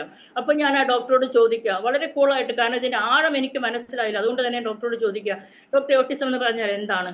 എന്നാൽ ഈ ഡോക്ടർ എന്നോട് പറയാണ്, ഓട്ടിസം എന്ന് പറഞ്ഞാൽ ഈ കുഞ്ഞിന്റെ ജീവിതകാലത്ത് ഒരിക്കലും ഈ കുഞ്ഞ് നോർമൽ ആകയില്ല, മാത്രമല്ല ഈ കുഞ്ഞിന് പരസഹായം കൂടാതെ ഒന്നും ചെയ്യാൻ കഴിയില്ല. ഇതാണ് അതിന്റെ എക്സ്പ്ലനേഷൻ എനിക്ക് തന്നത്. ഇത് കേട്ടപ്പോൾ എന്റെ ദൈവമേ, ഞാൻ എന്ത് ചെയ്യണമെന്നറിയാതെ, അതായത് ഈ ലോകം മുഴുവനും എന്റെ തലമേൽ ഇടിഞ്ഞു വീഴുന്നത് പോലെ എനിക്ക് തോന്നി. നിങ്ങളൊന്ന് ഓർത്ത് നോക്കിക്കേ, ഒരു കുഞ്ഞിന്, 1 വയസ്സുള്ള ഒരു കുഞ്ഞ്, ആ കുഞ്ഞിന്റെ ജീവിതകാലം മുഴുവൻ ഒരു പരസഹായം കൂടാതെ ജീവിക്കാൻ കഴിയില്ലെന്ന് പറയുമ്പോൾ ഒരു അമ്മയുടെ ഹൃദയം എത്ര വേദനിക്കും. നമ്മളും മക്കളുള്ളവരല്ലേ, പെൺകുഞ്ഞുങ്ങളുള്ളവരല്ലേ, നമ്മളൊന്ന് ചിന്തിച്ച് നോക്കിക്കേ, എത്ര അമ്മയുടെ ഹൃദയം വേദനിക്കും. അപ്പോൾ ഞാൻ ഈ ലോകം മുഴുവനും, ഈ ആകാശം മുഴുവൻ എന്റെ മേൽ ഇടിഞ്ഞു വീഴുന്ന ഒരു അവസ്ഥയാണ് സത്യം പറഞ്ഞാൽ എനിക്ക് തോന്നിയത്. ഞാൻ വീഴാതിരിക്കാൻ ആ കട്ടിലിന്റെ കാലിൽ പിടിച്ചിട്ട് ഞാൻ അവിടെ തളർന്നങ്ങോട്ട് ഇരുന്നു. അവര് കൂളായിട്ട് അങ്ങോട്ട് പോവുകയും ചെയ്തു. പിന്നെ ആ നിമിഷം മുതൽ എനിക്ക് പിന്നെ ജീവിക്കേണ്ട, ജീവിതം ഞാൻ വെറുത്തു. എനിക്ക് എങ്ങനെയെങ്കിലും മരിക്കണം, ആ ഒരൊറ്റ ചിന്തയാണ് എൻ്റെ മനസ്സിലുണ്ടായത്. അത് ഞാൻ മാത്രം മരിച്ചാൽ പറ്റില്ലല്ലോ, ഈ കുഞ്ഞിനെ ആര് നോക്കും? ഞാനും കുഞ്ഞും കൂടെ മരിക്കണം, അവൾ ആർക്കും ഒരു ഭാരമാകാൻ പാടില്ല. ഈ ഒരു ചിന്ത എന്നെ അലട്ടിക്കൊണ്ടിരുന്നു. അപ്പോൾ എൻ്റെ പ്രിയപ്പെട്ടവൻ ഒരു 9 മണിയാകുമ്പോൾ വരാമെന്ന് പറഞ്ഞിട്ടാണ് പോയത്. എനിക്കറിയാം 9 മണിയാകുമ്പോൾ പ്രിയപ്പെട്ടവൻ വരും, അതിന് മുൻപായിട്ട് ഇവിടുന്ന് രക്ഷപ്പെടണം. അപ്പോൾ ഞങ്ങൾ ഡിസ്ചാർജ് ചെയ്തു. ഞാൻ വേഗത്തിൽ എല്ലാ കാര്യങ്ങളും എടുത്തുകൊണ്ട് ഹോസ്പിറ്റലിൽ നിന്ന് പതുക്കെ ഇറങ്ങാം. അപ്പോൾ എൻ്റെ ശൗല് പറഞ്ഞതുപോലെ ക്രിസ്ത്യാനികളെ കൊല്ലണം, ക്രിസ്ത്യാനിയെ കൊല്ലണം, അങ്ങനെ ഓരോ ശ്വാസത്തിലും പറയുന്നത് പോലെ എൻ്റെ ഓരോ ശ്വാസത്തിലും ആത്മഹത്യ ചെയ്യണം, ആത്മഹത്യ ചെയ്യണം, ഇതേ ചിന്ത എന്നെ അലട്ടിക്കൊണ്ടിരുന്നു. അങ്ങനെ ഞാൻ ഹോസ്പിറ്റലിന്റെ ഓരോ സ്റ്റെപ്പും ഇറങ്ങുക. യാതൊന്നും എനിക്ക് കേൾക്കണ്ട, ആരുടെ മുഖവും എനിക്ക് കാണണ്ട, ഒറ്റ ചിന്ത മാത്രം, ആത്മഹത്യ. മറ്റെങ്ങും പരിഹാരമില്ല, ആത്മഹത്യയിലാണ് എല്ലാ പരിഹാരം. കാരണം എന്താണെന്ന് വെച്ചാൽ ഏറ്റവും കൂടുതൽ ഞാൻ ഭാരപ്പെട്ടത് എൻ്റെ വീട്ടുകാരുടെ മുമ്പിൽ, ചർച്ചക്കാരുടെ മുമ്പിൽ, ബന്ധുമിത്രാദികളുടെ മുമ്പിൽ. അവരൊക്കെ ഞങ്ങൾ കളിയാക്കും. കാരണം വിശ്വാസത്തിൽ കടന്നു വന്നതിന് ശേഷം എനിക്ക് ആദ്യമായിട്ട് ജനിച്ച പൈതൽ, മാത്രമല്ല ഞാൻ വിശ്വാസത്തിൽ കടന്നു വന്നതിന്റെ പേരിൽ ഒത്തിരി നിന്ദിക്കപ്പെട്ടവളാ. എൻ്റെ വീട്ടിൽ നിന്നൊക്കെ എന്നോട് പറഞ്ഞു, ഇവിടെ വന്നോ നിന്നോ പൊക്കോ, പക്ഷെ സുവിശേഷം വായി തുറക്കരുത്. അങ്ങനെയാണ് എനിക്ക് കിട്ടിയ ഓർഡർ. അപ്പോ പിന്നെ ഈ കുഞ്ഞിന്റെ അവസ്ഥ കൂടെ കേൾക്കുമ്പോൾ അവരെല്ലാവരും എന്നെ കളിയാക്കും ഒത്തിരി. അവരുടെ മുമ്പിൽ ഞാൻ വീണ്ടും ഒത്തിരി നിന്ദിക്കപ്പെടും. അതുകൊണ്ട് എനിക്ക് അവരെ കാണാൻ കഴിയില്ല, മറ്റൊന്നും എനിക്ക് നോട്ടമില്ല, യാതൊന്നും. അങ്ങനെ ഞാൻ എങ്ങനെയെങ്കിലും എൻ്റെ പ്രിയപ്പെട്ടൻ വരുന്നതിന് മുൻപായിട്ട് ആത്മഹത്യയെ കുറിച്ച് ഏത് രീതിയിൽ ആത്മഹത്യ ചെയ്യണം അങ്ങനെ ചിന്തിച്ച് ഞാൻ ആ ഹോസ്പിറ്റലിന്റെ പടികൾ ഇറങ്ങുകയാണ്. ഇറങ്ങുന്ന സമയത്ത് എൻ്റെ പിറകിൽ ഞാൻ ഒരു ശബ്ദം കേൾക്കണം, മകളെ നീ സ്നാനപ്പെട്ടതാണ്, നിന്റെ ആത്മാവിനെ ശത്രുവിന് കൊടുക്കരുത്. ഈ ശബ്ദം ഞാൻ കേട്ടെങ്കിലും എനിക്കറിയാം അത് ദൈവത്തിന്റെ ശബ്ദമാണെന്ന്. പക്ഷെ ഞാൻ ആ ശബ്ദത്തിന് മുമ്പിൽ ഞാൻ കേൾക്കാൻ ഇടയായില്ല. കാരണം എൻ്റെ മനസ്സിൽ ഉയർന്നത് ലോകമാ, ദൈവമല്ല ഉയർന്നു നിന്നത്, ലോകം ഉയർന്നു നിന്നു. അതായത് ലോകത്തിന്റെ ചിന്തകള്, അതായത് മറ്റുള്ളവരെ എന്നെ കളിയാക്കുമല്ലോ, ആ ചിന്തയാണ് എന്നെ ഭരിച്ചിരുന്നത്. അതുകൊണ്ട് തന്നെ ഈ ശബ്ദം കേട്ടപ്പോൾ ഞാൻ ഒട്ടും മൈൻഡ് ചെയ്തില്ല. വീണ്ടും ഞാൻ മുന്നോട്ട് പോവാം. വീണ്ടും അതേ ശബ്ദം തന്നെ, മകളെ നീ സ്നാനപ്പെട്ടതാണ്, നിന്റെ ആത്മാവിനെ ശത്രുവിന് കൊടുക്കരുത്. എന്നിട്ടും ഞാൻ അല്പം പോലും മൈൻഡ് ചെയ്യാതെ ഞാൻ മുന്നോട്ട് പോയി. അപ്പോഴിതാ തൊട്ടു മുമ്പിൽ പ്രിയപ്പെട്ടവൻ നിൽക്കുന്നു. അപ്പോൾ എന്നോട് പറഞ്ഞു 9 മണി ശേഷം കഴിഞ്ഞ് 10 മണിക്ക് ആകുമ്പോൾ വരുമെന്നാ പറഞ്ഞത്. അപ്പൊ അതേ നേരത്തെ വന്നേക്കുന്നു. എനിക്ക് അവിടെ രക്ഷപ്പെടാൻ ഒരു മാർഗവും ഇല്ലാതെ തൊട്ടു മുമ്പിൽ എൻ്റെ പ്രിയപ്പെട്ടവൻ നിൽക്കുമ്പോൾ ഞാൻ ചോദിച്ചു, ഇത്ര നേരത്തെ? ഞാൻ നേരത്തെ ഇങ്ങ് പോന്നു. എൻ്റെ അമ്മോ, എനിക്ക് ഒരു രക്ഷയുമില്ല. ഇനി പ്രിയപ്പെട്ടവൻ വന്നത് കൊണ്ട് പിന്നെ എനിക്ക് അങ്ങോട്ടും ഇങ്ങോട്ട് ചലിക്കാൻ പോലും പറ്റില്ല. അതുകൊണ്ട് തന്നെ എനിക്ക് ഭയങ്കര വിഷമമായിരുന്നു. എന്നോട് ചോദിച്ചു, ഡോക്ടർ എന്ത് പറഞ്ഞു? ഞാൻ പറഞ്ഞു, ഡോക്ടർ പറഞ്ഞ കുഞ്ഞിന് ഇങ്ങനെ ഇനി ഇവൾക്ക് പരസഹായം കൂടാതെ ഒന്നും ചെയ്യാൻ കഴിയില്ല എന്നാ ഡോക്ടർ പറഞ്ഞത്. അത് സാരമില്ല, നമുക്ക് ഡോക്ടറെ അടുത്ത് പോകാം, ഡോക്ടറോട് ചോദിക്കാമെന്ന് പറഞ്ഞ് ഞങ്ങൾ ഡോക്ടറുടെ അടുത്തേക്ക് പോയി. ഡോക്ടറെ അടുത്ത് ചെന്ന് ഡോക്ടറോട് വിശദമായി എല്ലാ കാര്യങ്ങളും ചോദിച്ചപ്പോൾ ഇത് തന്നെ ഡോക്ടർ അന്നും പറഞ്ഞു. അപ്പൊ കൂടായിട്ട് എൻ്റെ പ്രിയപ്പെട്ടവൻ പറഞ്ഞപ്പോൾ നമുക്ക് പോയി പ്രാർത്ഥിക്കാം. എനിക്ക് യാതൊരു ആഗ്രഹവുമില്ല, ഇനി പ്രാർത്ഥിക്കാനോ ഒന്നിനും ഒരു ആഗ്രഹവുമില്ല. പക്ഷെ എനിക്ക് എന്ത് ചെയ്യാൻ പറ്റും? പ്രിയപ്പെട്ടവന്റെ മുമ്പിൽ നിന്ന് എനിക്ക് രക്ഷപ്പെടാനും പറ്റിയില്ല. അങ്ങനെ ഞങ്ങൾ ഒരു ദേവദാസന്റെ അടുക്കൽ വന്നു. ആ ദേവദാസന്റെ അടുക്കൽ വന്ന് ദേവദാസൻ പ്രാർത്ഥിച്ചു. പ്രാർത്ഥിക്കുമ്പോൾ തന്നെ ദേവദാസൻ, അപ്പോൾ എൻ്റെ ജീവിതത്തിൽ മുഴുവൻ ഒറ്റ ആഗ്രഹമേ ഉള്ളൂ, എങ്ങനെയെങ്കിലും ആത്മഹത്യ ചെയ്യണം. പക്ഷെ ഈ ദേവദാസന്റെ അടുത്ത് നിന്ന് പ്രാർത്ഥിച്ചപ്പോൾ ഈ ദേവദാസൻ ഇപ്രകാരം പറഞ്ഞു, ഈ മകൾക്ക് ഒരു വ്യത്യാസമുണ്ട്, ഇപ്പോഴല്ല കുറച്ച് കഴിയുമ്പോൾ പൂർണ്ണമായിട്ട് ഇവൾ മാറും. അത് മാത്രമല്ല, ഇപ്പോഴത്തെ ഇവളാണെന്ന് പറയാൻ യാതൊരു ചാൻസും ഇല്ലാത്ത രീതിയിൽ ഇവൾ മാറുമെന്ന് പറയുവാനിടയായി. ആ ദേവദാസന്റെ വാക്ക് കേട്ടപ്പോൾ എനിക്കൊരു അല്പം ആശ്വാസം, അതായത് ആത്മഹത്യ ചെയ്യുന്ന ആ ചിന്ത എന്റെ മനസ്സിൽ നിന്ന് മാറുവാനിടയായി. കാരണം ഇന്നല്ലെങ്കിൽ നാളെ ഒരു വിടുതലുണ്ടല്ലോ, പൂർണ്ണമായിട്ടും ജീവിതകാലം മുഴുവനും പരസഹായം വേണ്ടി വരില്ലല്ലോ. അപ്പോൾ ഒരു അല്പം ആശ്വാസം എന്റെ മനസ്സിൽ തോന്നിയിട്ട് ജീവിക്കാം എന്നുള്ള ഒരു ചിന്ത എന്നെ അലട്ടി. അങ്ങനെ ഏകദേശം 1 മാസം കഴിഞ്ഞപ്പോൾ ഞങ്ങളെല്ലാവരും പറഞ്ഞു കൊച്ചിന് സ്പീച്ച് തെറാപ്പി കൊടുക്കാൻ നാട്ടിലാക്കാൻ. പക്ഷെ വേറെ ആരും നോക്കാനില്ലാത്തതുകൊണ്ട്, പ്രത്യേകിച്ച് ഞങ്ങൾ വിശ്വാസത്തെ കടന്നു വന്നുകൊണ്ട് ആരും കുഞ്ഞിനെ നോക്കാനില്ലാത്തതുകൊണ്ട് ഞങ്ങൾ മടക്കി കൊണ്ടുപോയി. എന്നാൽ അവിടെ വെച്ച് വീണ്ടും ഞാൻ വിചാരിച്ച് കുറച്ച് നാൾ കഴിയുമ്പോൾ കുഞ്ഞ് നോർമലാകും, സന്തോഷത്തോടെ മുന്നോട്ട് പോയി. യാതൊരു വിധ ബുദ്ധിമുട്ടുകളും ഇല്ലാതെ മുന്നോട്ട് പോയി. ഉള്ളിന്റെ ഉള്ളിൽ വിഷമമുണ്ട്, പ്രയാസമുണ്ട്, എങ്കിലും ഞങ്ങൾ ഇങ്ങനെ മുന്നോട്ട് പോവുകയാണ്. ഏകദേശം 2.5 വയസ്സ് പ്രായമായി. കുഞ്ഞിന് 2.5 വയസ്സ് പ്രായമുള്ളപ്പോൾ അവൾക്ക് ഒരു പനി വന്നു. ഈ പനി വന്ന് ഹല്ലേലൂയ സ്തോത്രം ഡയറിയായി. മരുന്ന് കൊടുത്തപ്പോൾ അത് ഡയറിയായി. ഈ ഡയറി വന്ന കുഞ്ഞ് രാത്രിയും പകലുമില്ലാത്തോണം കീറിക്കൊണ്ടിരിക്കും, കരച്ചിലോട് കരച്ചില്. ആ കരച്ചിലിന്റെ ശബ്ദം പുറത്ത് കേൾക്കാതെ വാഷിംഗ് മെഷീൻ വരെ ഞാൻ ഓൺ ചെയ്തിട്ടിട്ടുണ്ട്. അത്രത്തോളം കരച്ചിലിന്റെ ശബ്ദമാണ്, വളരെ കരച്ചില്. ഞങ്ങൾ കൊണ്ടു നടന്ന് ഞങ്ങൾക്ക് 2 പേർക്കും വയ്യാതായി. എന്റെ പ്രിയപ്പെട്ടൻ പകൽ മുഴുവൻ ജോലി ചെയ്തിട്ട് രാത്രി വന്ന് കുഞ്ഞിനെടുക്കും, ഞാൻ പകലും രാത്രിയും കുഞ്ഞിനെടുക്കും. അങ്ങനെ നടന്ന് എനിക്ക് ഒട്ടും വയ്യാതായപ്പോൾ എന്റെ പ്രിയപ്പെട്ടവൻ ഒരു ദിവസം ജോലിക്ക് പോയ സമയത്ത് ഞാൻ ഈ കുഞ്ഞിന് 2.5 വയസ്സ് മാത്രമാണ് പ്രായം. ഇവൾ വളർച്ചയിൽ അത്ര വലിയ വളർച്ചയൊന്നുമില്ലായിരുന്നു. ഈ 2.5 വയസ്സുള്ള കുഞ്ഞിനെ കട്ടിലേക്ക് ചേറ് വെച്ച് കൊടുത്തിട്ട് ഞാൻ ഇപ്രകാരം ദൈവത്തോട് പറഞ്ഞു. അന്ന് എന്റെ പ്രിയപ്പെട്ടവൻ ജോലിക്ക് പോയി, ഉണ്ടെങ്കിൽ എന്നെ ഒന്നും പറയാൻ സമ്മതിക്കില്ല. അപ്പോൾ ജോലിക്ക് പോയ സമയം ഞാൻ ഈ കുഞ്ഞിനെ എടുത്ത് എറിഞ്ഞിട്ട് ഞാൻ ഇപ്രകാരം ദൈവത്തോട് പറഞ്ഞു. ഞാൻ അവിടെ അങ്ങ് വീണു. എന്നിട്ട് ഞാൻ ദൈവത്തോട് പറഞ്ഞു, കർത്താവേ, എനിക്കിനി ഒട്ടും വയ്യ, എനിക്ക് വയ്യ, ഈ കുഞ്ഞുമായി ഇനി മുന്നോട്ട് പോകാൻ എനിക്ക് കഴിയില്ല. ഞാൻ 1 വയസ്സുള്ളപ്പോൾ ഞാൻ ആത്മഹത്യ ചെയ്യാൻ പോയി, അപ്പോൾ നീ എന്നെ തടഞ്ഞു. ഇനിയിപ്പം എനിക്ക് ആത്മഹത്യ ചെയ്യാൻ പറ്റില്ല, അതുകൊണ്ട് എന്റെ ജീവന് നീ എടുക്കണം. എനിക്ക് ഇനി ഒരു നിമിഷം ഈ ഭൂമിയിൽ ജീവിക്കണ്ട, ഞാൻ തകർന്നു, ഇനി എനിക്ക് സഹിക്കാൻ ഒന്നുമില്ല. എന്റെ കുഞ്ഞിനെ ഹല്ലേലൂയ ഇനി നോക്കാൻ എനിക്ക് വയ്യ, എന്നെ മരിപ്പിക്കണം, ഇന്ന് രാത്രി എന്നെ മരിപ്പിക്കണം. ഞാൻ മരണം ചോദിച്ചു വാങ്ങി, മരണത്തെ ഹല്ലേലൂയ ദൈവത്തോട് ചോദിച്ചു വാങ്ങി. ഞാൻ കർത്താവിനോട് പറഞ്ഞു, കർത്താവേ, അങ്ങ് വഹിച്ച കുരിശിനേക്കാൾ ഭാരമുണ്ട് എന്റെ കുരിശിന്. എന്താണ് എന്റെ കുരിശ്? 2.5 വയസ്സുള്ള എന്റെ കുഞ്ഞാണ് എന്റെ കുരിശ്. എന്നാലോ കർത്താവ് വഹിച്ച കുരിശിന്റെ ഭാരം നമുക്കത് അളക്കാൻ കഴിയുമോ? ഈ ലോകത്തുള്ള സകല ജനത്തിന്റെ പാപങ്ങൾ ചുമന്ന ആ ദൈവത്തിന്റെ കുരിശിന്റെ ഭാരം അളക്കാൻ എനിക്കോ നിങ്ങൾക്കോ കഴിയുമോ? ഇല്ല, ഒരിക്കലുമില്ല. പക്ഷെ ഞാൻ തുലനം ചെയ്യാണ്. എന്റെ കുഞ്ഞിന്റെ 2.5 വയസ്സുള്ള കുഞ്ഞിന്റെ ആ കുരിശും ദൈവത്തിന്റെ കുരിശിനേക്കാൾ ഭാരമുണ്ടെന്ന് ഇത് പറയുവാൻ എനിക്ക് എങ്ങനെ കഴിഞ്ഞു? അത്രത്തോളം ഞാൻ എന്തെല്ലാമോ പറഞ്ഞു. ഞാൻ ദൈവത്തോട് പറഞ്ഞു, കർത്താവേ, എത്രയോ കുഞ്ഞുങ്ങൾ ഉദരത്തിൽ വെച്ച് മരിച്ചു പോകുന്നു, എന്തുകൊണ്ട് എന്റെ കുഞ്ഞിനെ ഉദരത്തിൽ വെച്ച് കൊന്നില്ല? ഓക്കെ, പോട്ടെ, ഉദരത്തിന് പുറത്ത് വന്നിട്ട് നിനക്ക് കൊല്ലാമായിരുന്നല്ലോ, ചെയ്തില്ല. അങ്ങനെ എന്തെല്ലാമോ ദൈവത്തോട് പറയാമോ അത് എല്ലാം ഞാൻ ദൈവത്തോട് പറഞ്ഞു. എന്റെ ദൈവത്തോട് മരണം ഞാൻ ചോദിച്ചു വാങ്ങി. അന്ന് രാത്രി എന്റെ ദൈവം എനിക്കിട്ട് ഒരു അടി തന്നു. ഹല്ലേലൂയ സ്തോത്രം. എങ്കിലും നമ്മുടെ ദൈവം കരുണയുള്ളവനാ. ഹല്ലേലൂയ സ്തോത്രം. അന്ന് രാത്രി മുതൽ എന്റെ കുഞ്ഞിന്റെ ആ രോഗം, അവൾക്ക് മെനിഞ്ചൈറ്റിസ് ആണെന്ന് ഡോക്ടർമാർ പറഞ്ഞു. കാരണം കരച്ചിലും പനിയും എല്ലാം കൂടെ ആയപ്പോൾ ആ മെനിഞ്ചൈറ്റിസ് ആണ്, നാളെ കൊണ്ടുപോയി ഡോക്ടറുടെ അടുത്ത് കൊണ്ടുപോയി ചെക്കപ്പ് ചെയ്യണം, വലിയ ഹോസ്പിറ്റലിൽ കൊണ്ടുപോകണം എന്നൊക്കെ പറഞ്ഞു. പക്ഷെ അന്ന് രാത്രി മുതൽ എന്റെ കുഞ്ഞിന്റെ പനി കുറയുവാനിടയായി. പക്ഷെ എന്റെ അവസ്ഥ വളരെ വളരെ മോശമാകാനിടയായി. ഒരു കണക്കിന് രാത്രികാലം ഞങ്ങൾ കിടന്നുറങ്ങി, ഉറക്കമില്ല, ദിവസങ്ങളായിട്ട് ഞങ്ങൾക്ക് ഉറക്കമില്ല കുഞ്ഞിന് വയ്യാത്തതുകൊണ്ട്. പക്ഷെ അന്ന് രാത്രി ഞങ്ങൾ ഉറങ്ങി. നേരം ഞങ്ങൾ എഴുന്നേറ്റപ്പോൾ കുഞ്ഞ് വളരെ ശാന്തമായി, അവളുടെ പനിയെല്ലാം കുറഞ്ഞു. പക്ഷെ എന്റെ അവസ്ഥ നേരെ ഓപ്പോസിറ്റ്. എന്റെ 2 വിരലുകളാണ് ആദ്യമായി തളർന്നത്. ഞാൻ രാവിലെ എഴുന്നേൽക്കുമ്പോൾ 2 വിരൽ തളർന്നു കിടക്കണം, ഒന്നും ചെയ്യാൻ പറ്റാത്തൊരവസ്ഥയിൽ. പിന്നെ ഞാൻ എഴുന്നേറ്റ് നടക്കുമ്പോൾ എൻ്റെ കാലിന്റെ തൊട, അസ്ഥികളൊക്കെ ബല കുറഞ്ഞ് ഞാൻ വീഴാൻ പോകുന്നു. ഇത് കണ്ടപ്പോൾ എൻ്റെ പ്രിയപ്പെട്ടവൻ എന്തോ തോന്നി, സംശയമായി, എന്തോ പ്രത്യേകത ഉണ്ടെന്ന് പെട്ടെന്ന്. അപ്പൊ ഈ കഴിഞ്ഞ രാത്രി നടന്നതൊന്നും എൻ്റെ പ്രിയപ്പെട്ടവൻ അറിയില്ല കേട്ടോ, ഈ പ്രവൃത്തമൊന്നും പ്രിയപ്പെട്ടവൻ അറിയില്ല. അങ്ങനെ എന്നോട് പറഞ്ഞു പെട്ടെന്ന് ഹോസ്പിറ്റലിൽ പോകാമെന്ന് പറഞ്ഞ് ഞാൻ പറഞ്ഞു വേണ്ട, കിടന്നുറങ്ങിയാൽ ക്ഷീണമെല്ലാം മാറുമെന്ന് പറഞ്ഞു. അല്ല, എന്തോ ഉണ്ട്, ഹോസ്പിറ്റലിൽ പോകാമെന്ന് പറഞ്ഞ് ഞങ്ങൾ രാവിലെ തന്നെ ഹോസ്പിറ്റലിലേക്ക് പോവുകയാണ്. നമുക്കറിയാം സൗദിയിലെ മെഡിക്കൽ കോളേജിലേക്കാണ് കടന്നു ചെല്ലുന്നത്. മെഡിക്കൽ കോളേജിൽ കടന്നു ചെന്ന് അവരെന്നെ അകത്ത് കൊണ്ടുപോയി കുറച്ച് ചെക്കപ്പ് ഒക്കെ ചെയ്ത് കഴിഞ്ഞിട്ട് അവരെന്നോട് പറയാണ്, എൻ്റെ പ്രിയപ്പെട്ടവനോട് പറയാണ്, ഇവൾക്ക് ഹാലിൽ കിടത്തി ചികിത്സിക്കേണ്ട ആവശ്യമുണ്ട്, ഇവൾക്ക് എന്തോ കാര്യമായിട്ട് എന്തോ ഉണ്ട്. പക്ഷെ നിങ്ങൾ അന്ന് വിദേശികൾക്കും അവിടെ വളരെ അധികം സ്ട്രിക്റ്റ് ആയ ഒരു സമയമാണ്. അപ്പോൾ പറഞ്ഞു, നിങ്ങൾ വിദേശികളായതുകൊണ്ട് ഇവിടെ നിന്ന് കൊണ്ടുപോയി പ്രൈവറ്റ് ക്ലിനിക്കിലാക്കണം, ഇവിടെ വിദേശികളെ ഇപ്പോൾ അലൗഡ് അല്ല, അഥവാ നിങ്ങൾ ചേർക്കണം നിങ്ങൾക്ക് ഒത്തിരി പൈസ വരും എന്ന് പറഞ്ഞ് അല്പം മാത്രം ചെക്കപ്പ് ചെയ്തിട്ട് എന്നെ അവിടെ നിന്ന് പറഞ്ഞു വിട്ടു. ഞങ്ങൾ അവിടെ നിന്ന് നേരെ പോയത് ഒരു പ്രൈവറ്റ് ക്ലിനിക്കിലോട്ടാണ്. അപ്പോൾ എൻ്റെ കുഞ്ഞിനെ രണ്ടുപേരും ഞങ്ങൾ പ്രാർത്ഥനയ്ക്ക് പോകുന്ന ഭവനത്തിലാക്കിയിട്ട് ഹോസ്പിറ്റലിൽ എന്നെ കൊണ്ട് അഡ്മിറ്റ് ചെയ്തു. അവിടെയൊക്കെ ചെന്ന് അഡ്മിറ്റ് ചെയ്ത് എൻ്റെ ശരീരത്തിലുള്ള എല്ലാ ടെസ്റ്റുകളും ചെയ്തു. നമുക്കറിയാം പ്രൈവറ്റ് ക്ലിനിക്കിൽ ഓരോ പേഷ്യന്റിനെ കിട്ടാൻ നോക്കിയിരിക്കുക അവര്.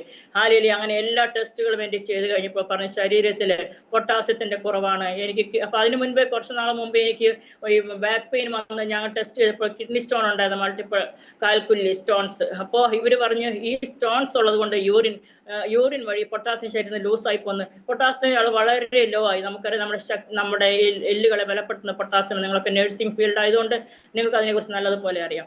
അങ്ങനെ ഇതെല്ലാം ലോ ആയിപ്പോയി, യൂറിൻ വഴി ഇതെല്ലാം നഷ്ടപ്പെട്ടു പോയി. അതുകൊണ്ട് ഇവൾക്ക് ഇവിടെ കിടന്ന് കുറച്ച് ദിവസം കിടക്കേണ്ട അത്യാവശ്യം വരുമെന്ന് പ്രൈവറ്റ് ക്ലിനിക്കിലെ ഡോക്ടർ പറയുവാനിടയായി. അങ്ങനെ വളരെയധികം ഓരോ നിമിഷം ചെല്ലുന്തോറും ട്രിപ്പ് ഇടുന്നുണ്ട്. ഈ ഓരോ നിമിഷം ചെല്ലുന്നതോറും എൻ്റെ ഓരോ അവയവങ്ങൾ തളർന്ന് ലാസ്റ്റ് എനിക്ക് കഴുത്ത് മാത്രം തളർന്നിട്ടില്ല. കഴുത്ത് സംസാരിക്കാനുള്ള കഴിവ് മാത്രമേ എനിക്ക് ഉണ്ടായുള്ളൂ, ബാക്കി എല്ലാം തളർന്നു പോയി. നമുക്കറിയാം തളർന്ന ഒരാൾക്ക് വെയിറ്റ് കൂടുതലാണ്. അവർക്ക് ഇങ്ങനെ ഒരേ അവസ്ഥയിൽ കിടക്കുമ്പോഴൊക്കെ ഭയങ്കര പരാക്രമമാണ്. ഞാൻ എൻ്റെ പ്രിയപ്പെട്ടവനോട് പറഞ്ഞു, എന്നെ എഴുന്നേൽപ്പിക്കണമേ. പ്രിയപ്പെട്ടവൻ എഴുന്നേൽപ്പിക്കും, പിന്നെ ഞാൻ പറയുന്നത് കിടത്തും. അങ്ങനെ ആകെ എൻ്റെ പ്രിയപ്പെട്ടവൻ തളർന്നു. ഹാലേലൂയ. ലാസ്റ്റ് എന്നോട് പറഞ്ഞു, ഇനി മോൾ കിടന്ന് ഉറങ്ങ്, ഞാനൊന്ന് അല്പം വിശ്രമിക്കട്ടെ എന്ന് പറയാൻ ആ കട്ടിലിൽ തന്നെ കൈവച്ച് എൻ്റെ പ്രിയപ്പെട്ടവനോട് കിടക്കുവാനിടയായി. അങ്ങനെ ഇരിക്കെ ഹാലേലൂയ സ്തോത്രം, പെട്ടെന്ന് ഒരു ഏകദേശം 10-11 മണി ആവാൻ പോകുന്നു, ഡോക്ടർ ഡ്യൂട്ടി കഴിയാൻ പോകുന്ന സമയത്ത് എനിക്കൊരു പെട്ടെന്ന് ഞാൻ പറയും കഴുത്തിന് കീഴ്പോട്ട് എല്ലാം തളർന്ന് കഴുത്ത് മാത്രമേ തളരാൻ. അപ്പൊ ഒരു മരണ പരാക്രമം. നമുക്കറിയാം ഈ ജീവൻ നമ്മുടെ ശരീരം വേർപ്പെടുമ്പോൾ നമുക്കൊരു പരാക്രമം.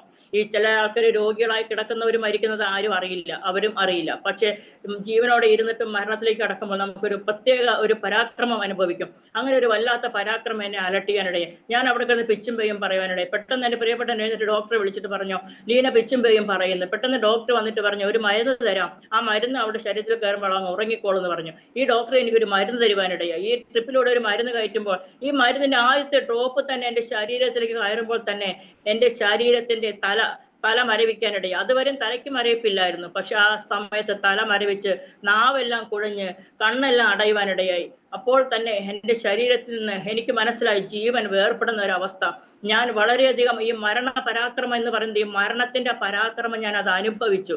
അപ്പോൾ എനിക്ക് മനസ്സിലായി ഞാൻ മരിക്കുകയാണെന്ന്. ഞാൻ എൻ്റെ മക്കളെ വിളിച്ചു. ഇത് കേട്ട് എൻ്റെ ഹസ്ബൻഡ് എന്ന് ഡോക്ടറോട് പറഞ്ഞു, ലീന പിച്ചും പേയും പറയാലേ. ഡോക്ടറും എല്ലാ നഴ്സുമാരും കൂടെ ഓടിക്കൂടി എൻ്റെ ബെഡിന്റെ അടുക്കിലേക്ക് വന്നു. അവിടെ വെച്ച് ഇവരെനിക്ക് ഷോക്ക് തരുവാനും എൻ്റെ ECG എടുക്കാനും അങ്ങനെയൊക്കെ എല്ലാവരും ടെസ്റ്റ് ചെയ്യാനൊക്കെ എല്ലാ സാധനങ്ങളും കൊണ്ട് എല്ലാവരും കൂടി വന്നു. അപ്പോഴേക്കും എൻ്റെ ജീവൻ ഈ ലോകത്തുനിന്ന് മാറ്റപ്പെടുവാനിടയായി. അന്ന് രാത്രി അവിടെ വെച്ച് എൻ്റെ ജീവൻ ഈ ലോകവുമായിട്ട് യാതൊരു ബന്ധമില്ലാത്ത രീതിയിൽ ഈ ലോകത്തുനിന്ന് മാറ്റപ്പെട്ടു.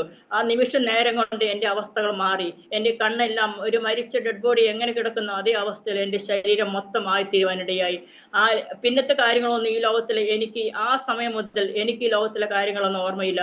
പിന്നീട് എൻ്റെ പ്രിയപ്പെട്ടവൻ ഓർമ്മ വന്നതിന് ശേഷം എന്നോട് പറഞ്ഞ കാര്യങ്ങളാണ്. ഹല്ലേലൂയ സ്തോത്രം. എൻ്റെ പ്രിയപ്പെട്ടവൻ ഓടി ചെന്ന് ഡോക്ടറെ വിളിച്ചു.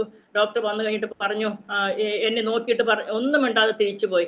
അപ്പോഴേക്കും ആദ്യത്തെ ഡോക്ടർ പോയി രണ്ടാമത്തെ ഡോക്ടർ ഡ്യൂട്ടിക്ക് കയറി. അയാൾ ഒന്നും അറിഞ്ഞിട്ടില്ല, ഫയലൊക്കെ നോക്കുന്നേ ഉള്ളൂ. അപ്പോൾ എൻ്റെ പ്രിയപ്പെട്ടവൻ പറഞ്ഞു, ഇനി ലീന അനങ്ങുന്നില്ല, ഒന്നുമില്ല, എന്താ ചെയ്യേണ്ടതെന്ന് ചോദിച്ചപ്പോൾ അയാൾ പറഞ്ഞു, ഞാനിപ്പോൾ റെഡ് ക്രസന്റിനെ വിളിച്ചിട്ടുണ്ടെന്ന് പറഞ്ഞു. നമുക്കറിയാമല്ലോ റെഡ് ക്രസന്റ്, സൗദിയിലൊക്കെ റെഡ് ക്രസന്റ് ആണ് പറയുന്നത്. അപ്പോഴേക്കും റെഡ് ക്രസന്റ് അവിടെ വരുവാനും അതിൽ 2 ജീവനക്കാരനുണ്ടായി, എൻ്റെ ഹസ്ബൻഡും കൂടെ. പെട്ടെന്ന് തന്നെ എൻ്റെ ബോഡി എടുത്തിട്ട്, അപ്പോൾ ഈ ഡോക്ടർ പറഞ്ഞു, ഇവിടെ ഇങ്ങനെ ബോഡി കിടത്താൻ പാടില്ല, നിങ്ങൾ മെഡിക്കൽ കോളേജിലേക്ക് പോകണം, ഇവിടെ ഞങ്ങൾക്ക് ഇത് കിടത്താൻ പാടില്ല, അതുകൊണ്ട് പെട്ടെന്ന് പോകണമെന്ന് പറയുവാനിടയാൽ എൻ്റെ പ്രിയപ്പെട്ടവനും ഈ 2 റെഡ് ക്രസന്റ് ജീവനക്കാരും കൂടെ എൻ്റെ ബോഡി എടുത്തിട്ട് എൻ്റെ ഹസ്ബൻഡിനോട് ചോദിച്ചു എവിടെ കൊണ്ടുപോകണം എന്ന്. ഹസ്ബൻഡ് പറഞ്ഞു, ഞങ്ങൾ രാവിലെ പോയി അതേ ഹോസ്പിറ്റൽ, അത് മെഡിക്കൽ കോളേജാണ്, അപ്പോൾ അവിടെ തന്നെ കൊണ്ടുചെല്ലാൻ പറഞ്ഞു. അവിടേക്ക് പോകുന്ന വഴിയിൽ നമുക്കറിയാം രാത്രിയുടെ യാമങ്ങളിൽ ആരും സഹായമില്ല, ഒറ്റയ്ക്ക് എൻ്റെ പ്രിയപ്പെട്ടവൻ ആംബുലൻസിൽ ഇരിക്കുമ്പോൾ എൻ്റെ പ്രിയപ്പെട്ടവനെ ധൈര്യപ്പെടുത്തുവാൻ ആരുമില്ല. പക്ഷെ സ്വർഗത്തിലെ ദൈവം എൻ്റെ പ്രിയപ്പെട്ടവന്റെ വചനം കൊടുത്തു. 121 സങ്കീർത്തനത്തിന്റെ 1-ാം വാക്യം, എൻ്റെ സഹായം എവിടെ നിന്ന് വരും? ആകാശത്തെയും ഭൂമിയും ഉണ്ടാക്കിയ യഹോവ ആത്മാവിൽ നിന്ന് വരുന്നു. ഈ വചനം എൻ്റെ പ്രിയപ്പെട്ടവന്റെ ഉള്ളിൽ ആ ദൈവത്തിന്റെ ആത്മാവ് കൊടുക്കുവാനിടയായി. ആ വചനത്തിൽ പ്രത്യാശ വെച്ച് എൻ്റെ പ്രിയപ്പെട്ടവൻ, നമ്മളെ സഹായിപ്പാൻ ഈ ലോകത്ത് ആരുമില്ല. നമുക്കറിയാം, സൗദി പ്രദേശത്തൊക്കെ ആയിരിക്കുമ്പോൾ ആരും തന്നെ ഇല്ല ആ രാത്രിയുടെ സമയത്ത്. എന്നാൽ ദൈവം കൂടെയുണ്ട്. ആകാശത്തെയും ഭൂമിയും ഉണ്ടാക്കിയ യഹോവ നമ്മുടെ കൂടെയുണ്ടെന്നൊരു ഉറപ്പ് എൻ്റെ പ്രിയപ്പെട്ടവൻ ദൈവം കൊടുക്കുവാനിടയായി. നേരെ ഈ ആംബുലൻസ് ചെന്ന് നമ്മുടെ മെഡിക്കൽ കോളേജിന്റെ വെന്റിലേറ്ററിൽ ചെല്ലുവാനിടയായി. അവിടെ നിന്ന് പെട്ടെന്ന് തന്നെ എന്നെ അങ്ങോട്ട് എടുക്കുവാനും, പിന്നെ എൻ്റെ ഹസ്ബൻഡിനോട് ഇപ്രകാരം പറഞ്ഞു. അവിടെ നമുക്കറിയാം, സൗദി പ്രദേശത്തൊക്കെയും ഈ ലേഡീസിനും ജെന്റ്സിനും വെവ്വേറെ സ്ഥലമാണ്. പക്ഷേ എന്നെ ലേഡീസ് ഡിപ്പാർട്ട്മെന്റിലേക്ക് ആക്കിയപ്പോൾ തന്നെ എൻ്റെ പ്രിയപ്പെട്ടവനോട് പറഞ്ഞു, ഇവിടെ തന്നെ ഇരുന്നോ, കുഴപ്പമില്ല എന്ന് പറയുവാനിടയായി. അങ്ങനെ എൻ്റെ ഒരു ചെയർ ഇട്ട് എൻ്റെ ഹസ്ബൻഡിന് കൊടുത്തിട്ട് എന്നെ അവിടെ അവര് കയറ്റി. അപ്പോൾ ഈ ഹസ്ബൻഡ് ഇതെല്ലാം കണ്ടുകൊണ്ടിരിക്കുക. എന്നോട് പറഞ്ഞു, പിന്നീട് എന്നോട് പറഞ്ഞു, ഒരു മൃഗത്തെ ചെയ്യുന്നതിന് തുല്യമാണ് അവർ പെട്ടെന്ന് എല്ലാം ചെയ്തത്.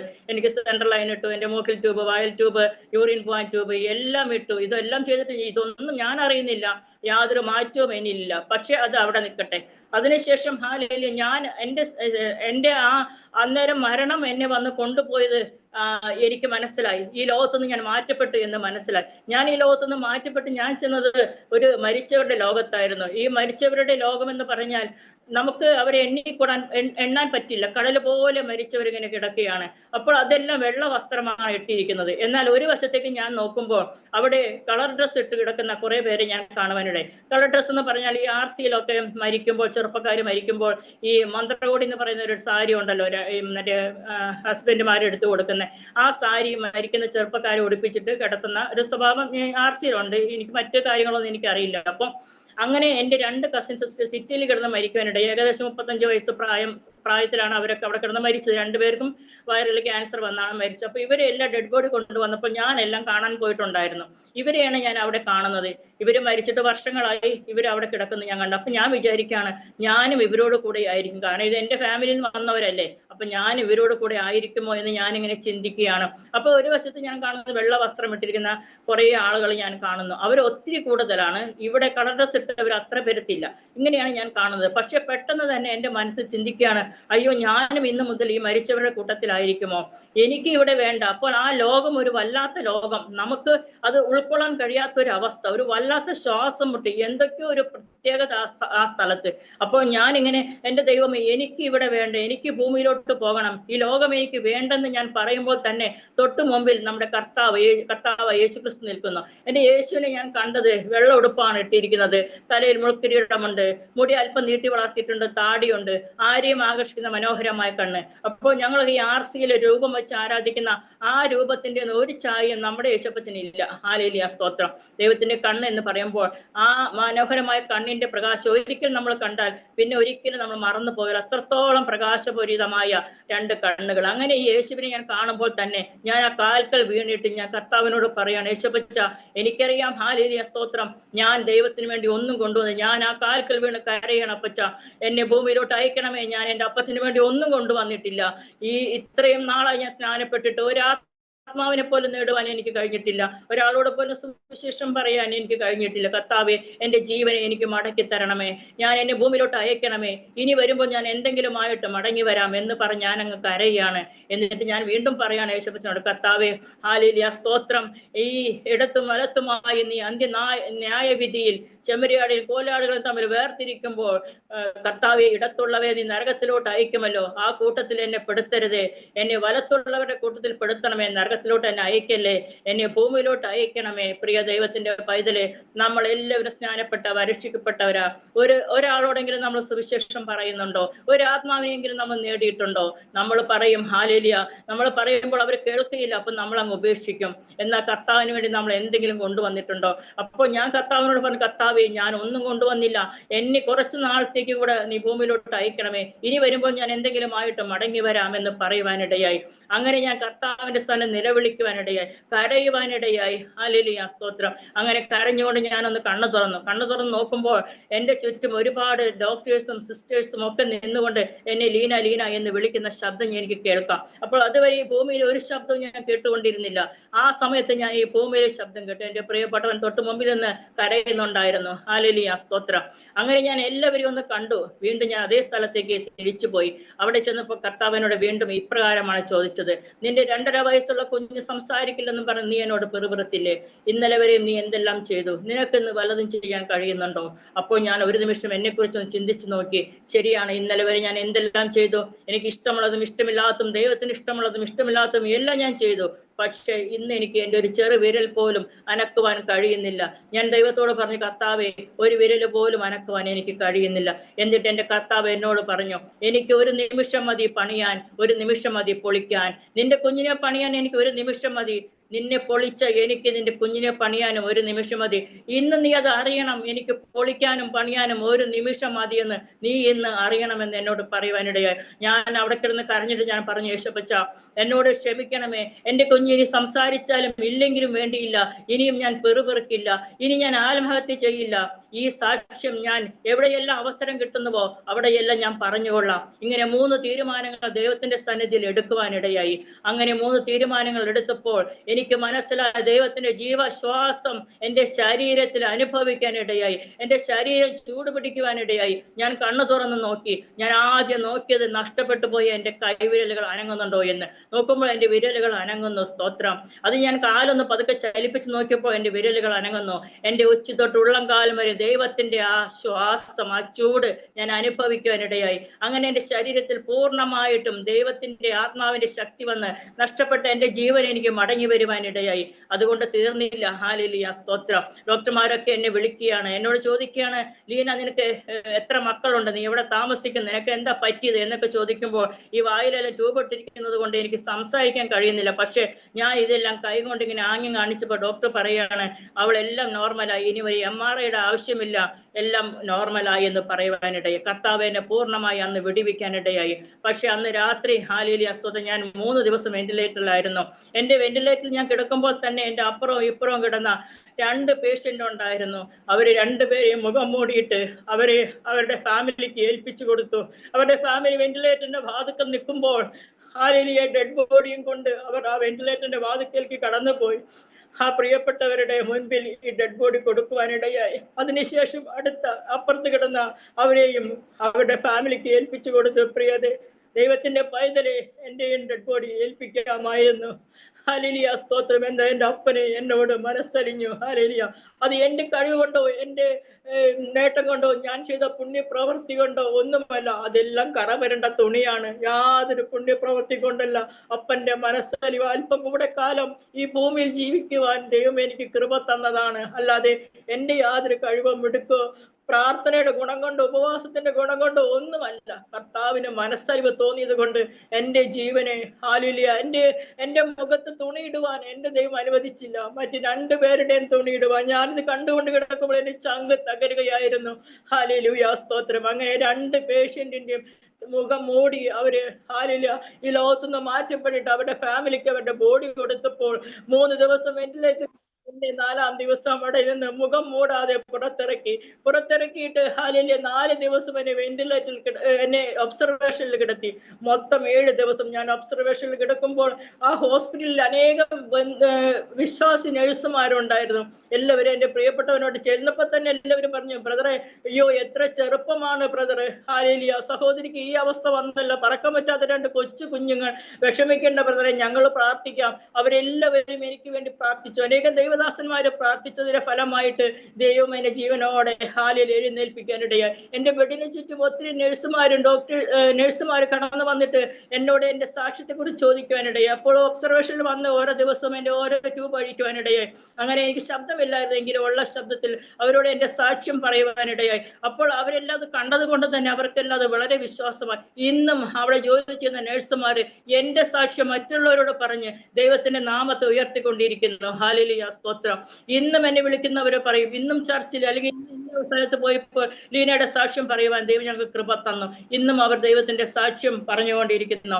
നമ്മുടെ മുൻപിൽ അധികം സമയമില്ല, എനിക്ക് ഇനി ഒത്തിരി കാര്യങ്ങൾ പറയാനുണ്ട്. പക്ഷെ സമയം ആന്റി പറഞ്ഞ സമയം 7 മണിയായി. അങ്ങനെ എന്റെ കുഞ്ഞിന് എന്റെ ഹാലിലെ സ്തോത്രം രൂത്തുമോളെ പിന്നെ ദൈവം രൂത്തുമോളെ ഇന്നും 21 വയസ്സ് പ്രായമുണ്ട്. ഇന്നും അവൾ ആ അവസ്ഥയിൽ എങ്കിലും നാട്ടിൽ വന്നതിന് ശേഷം ഒത്തിരി മാറ്റമുണ്ട്. 7 ദിവസം ഹോസ്പിറ്റലിൽ കിടന്ന 7-ാം ദിവസം പക്ഷപാതക്കാരന് ദൈവം എങ്ങനെയാണ് പുറത്തിറക്കിയത് അതുപോലെ തന്നെ നടത്തിക്കൊണ്ട് ഞങ്ങൾ വന്നത് റെഡ് ക്രസന്റിലാണെങ്കിൽ തിരിച്ചു പോയി നടന്നാണ് പോയത്. അത്ഭുതമെന്ന് പറയട്ടെ, 7-ാം ദിവസം അത്ഭുതകരമായിട്ട് നടന്നുകൊണ്ട് അവിടെ നിന്ന് പോകാനിടയായി. ഹാലേലൂയ. ഞങ്ങൾ ഭവനത്തിൽ ചെന്ന് ഹാലേലൂയ സ്തോത്രം ഏകദേശം 1 വർഷം കഴിഞ്ഞപ്പോൾ എന്റെ പ്രിയപ്പെട്ടവൻ അറ്റാക്ക് വരുവാനിടെ. മക്കളെ, നമ്മൾ ഹാലേലൂയ യോബിന്റെ പുസ്തകത്തിൽ നമ്മൾ ഇപ്രകാരം വായിക്കുന്നു. ഹാലേലൂയ, മനുഷ്യൻ കഷ്ടതയ്ക്കായി ജനിച്ചിരിക്കുന്നു. ഒരു കഷ്ടം കഴിയുമ്പോൾ നമ്മൾ ചിന്തിക്കരുത് കഷ്ടങ്ങൾ കഴിഞ്ഞുവെന്ന്. തുടങ്ങിയിട്ടേ ഉള്ളൂ, പിന്നെയും കഷ്ടങ്ങൾ വന്നുകൊണ്ടിരിക്കും. അത് ഒരിക്കലും നമ്മൾ തകർക്കുവാനല്ല, ഹാലേലൂയ നമ്മളെ പണിയാനാ. ദൈവത്തിന് നമ്മളെ ദൈവസ്ഥാനത്തിൽ കൊണ്ടുപോകാൻ വേണ്ടി കഷ്ടതകൾ ഒന്നിന് പറയോ ഒന്നായി നമുക്ക് കടന്നു വരും. 1 വർഷം കഴിയുമ്പോൾ പ്രിയപ്പെട്ട അറ്റാക്ക് വന്നു. അറ്റാക്ക് വരുന്ന ഒരു ദിവസം ഉച്ചയ്ക്കാണ്. ഹാലേലൂയ സ്തോത്രം. ഞങ്ങൾ വിചാരിച്ചു ഗ്യാസിന്റെ ഒക്കെ കുഴപ്പങ്ങളായിരിക്കും എന്ന് വെച്ചുകൊണ്ടിരുന്നു. പിറ്റേ ദിവസം രാവിലെ എന്റെ ഹസ്ബൻഡ് പ്രൈവറ്റ് ക്ലിനിക്കിൽ ചെന്നപ്പോൾ ആ ഡോക്ടർ പറയാം പെട്ടെന്ന് മെഡിക്കൽ കോളേജിൽ പോയി അഡ്മിറ്റ് ആകണം, ബ്ലോക്ക് ഉണ്ടെന്ന്. അപ്പോഴും എന്റെ ഹസ്ബൻഡ് അതിന്റെ ഗൗരവം മനസ്സിലായില്ല. തിരിച്ച് വീട്ടിലോട്ട് വന്നു കഴിഞ്ഞിട്ട് അന്ന് രാത്രിയാണ് ഞങ്ങൾ എന്റെ ഹസ്ബൻഡ് അടുത്തൊരു ഷെഫ്, ഒരു പാലസിലെ ഷെഫാണ്. അപ്പോൾ അവിടെ ഒരു VIP പാർട്ടി ഉണ്ടായിരുന്നു. അപ്പോൾ തന്നെ ഈ പാർട്ടി കഴിഞ്ഞിട്ട് ഹോസ്പിറ്റലിൽ പോയി അഡ്മിറ്റ്. അപ്പോഴേക്കും 1.5 ദിവസമായി അഡ്മിറ്റ് ആകാമെന്ന് വിചാരിച്ച് അന്ന് രാത്രി ആ പാർട്ടി ദൈവം ക്യാൻസൽ ചെയ്തു. അന്ന് രാത്രി പ്രിയപ്പെട്ടവനായി ഹോസ്പിറ്റലിലേക്ക് കടന്ന്. അപ്പോൾ ദൈവമക്കളെ ഓർക്കണം, ഒരു അറ്റാക്ക് വന്ന് 1/2 മണിക്കൂർ കൊണ്ട് പോലും ഹോസ്പിറ്റലിൽ എത്താൻ നമുക്ക് കഴിഞ്ഞില്ലെങ്കിൽ മരണം സംഭവിക്കുന്ന സമയത്ത് 1.5 ദിവസം, അത് ഉച്ചയ്ക്ക് വന്നിട്ട് പിറ്റേ ദിവസം രാത്രി ഞങ്ങൾ കടന്നു പോകും. 1.5 ദിവസം കഴിഞ്ഞിട്ടാണ് പ്രിയപ്പെട്ടവനായി ഹോസ്പിറ്റലിലേക്ക് കടന്നു പോകുന്നത്. അവിടെ ചെന്ന് ഈ പഴയ LCG എടുത്ത റിസൾട്ട് കാണിച്ചു ഡോക്ടർ ഞങ്ങളെ വളരെയധികം വഴക്ക് പറയാനിടയായി. ആ ഡോക്ടർ എന്നെ ചികിത്സിച്ച ഡോക്ടർ ആയതുകൊണ്ട് എനിക്ക് പരിചയമുണ്ട്. ആ ഡോക്ടർ പറഞ്ഞു, ഇപ്പോഴാണ് കടന്നു വരുന്നത്, 1/2 മണിക്കൂർ മാക്സിമം 6 മണിക്കൂറിന് മുമ്പായി ഇവിടെ എത്തണം, ഇല്ലെങ്കിൽ ഞങ്ങൾക്ക് ഇനി ഒന്നും പറയാൻ പറ്റില്ല. 72 മണിക്കൂർ കഴിഞ്ഞിട്ട് നിന്റെ ഹസ്ബൻഡിനെ കുറിച്ച് എന്തെങ്കിലും പറയാൻ പറ്റുമെന്ന്. ഹാലേലൂയ. പ്രിയ ദൈവത്തിന്റെ പൈതലെ, ICUവിൽ എന്റെ ഹസ്ബൻഡിനെ കയറ്റുവാനിടയായി. 12 മണി വരെ ഞാനും ICUവിൽ ഉണ്ടായിരുന്നു. കാരണം ഈ ഡോക്ടറുമായിട്ടുള്ള ബന്ധത്തിൽ എന്നെയും കയറ്റി. അതിനുശേഷം ഞങ്ങൾ